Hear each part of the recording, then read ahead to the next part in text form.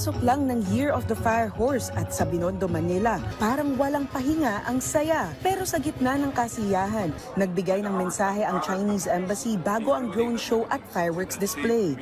Ayon kay Chinese Ambassador to the Philippines, Jing Chen, mahalagang tignan ang ugnayan ng dalawang bansa sa lente ng pagiging magkakapitbahay na mas malapit kaysa sa malayong kaanak at dapat may respeto at pagtutulungan.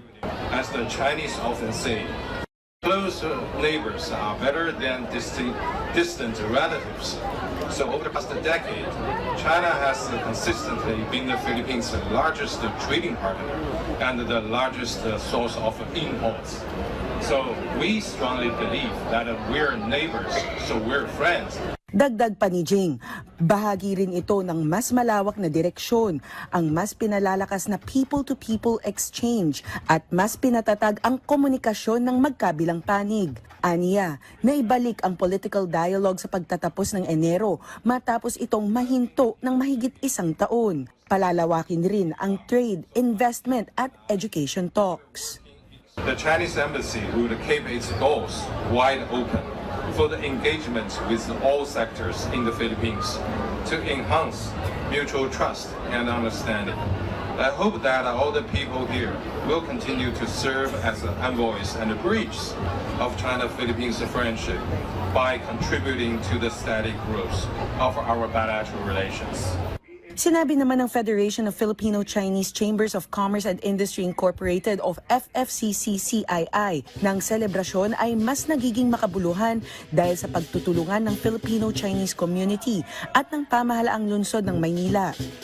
Indeed, great things happen when we all work hard hand in hand together. Let us continue to pursue programs that uplift lives, support business growth, and promote harmony in the society. Pero ang mas nangibabaw ay ang experience ng mga tao na sabay-sabay na tumitingala, napapatingin sa susunod na kislap sa himpapawid at nagre-react sa bawat sunod-sunod na putok sa langit. Hindi lang mga Pilipino at Chinoy ang nakiselebrate kagabi dahil may mga first-timers at may mga turistang sinadya ang Binondo para maramdaman ang Lunar New Year dito sa Pilipinas. Para sa mag-asawang Ellie at Alexa Branton, hindi lang tungkol sa magandang fireworks display ito, kundi ang mas malalim na kasaysayan ng pagkakaibigan ng mga Filipino at Chinese. Usually, most of the fireworks are banned from like America, but here it's way better. The best fireworks show that I have seen. Very colorful talaga at sobrang, especially tayo mga Filipino ay cultural, di ba? And it's so maganda na makita yung Filipino-Chinese friendship. Para naman sa ilang pamilyang ginagawa ng tradisyon ang pagpunta sa Binondo, iba pa rin ang saya kapag kumpleto ang pamilya, lalo na kung may pagkakataong minsan lang ang magsama-sama. At ngayong taon, mas dumagdag pa ang wow factor dahil bukod sa fireworks, mayroon ding drone show na nagpa-level up sa gabi. Kaya para sa mga nanonood, mas kakaiba ang pakiramdam kagabi.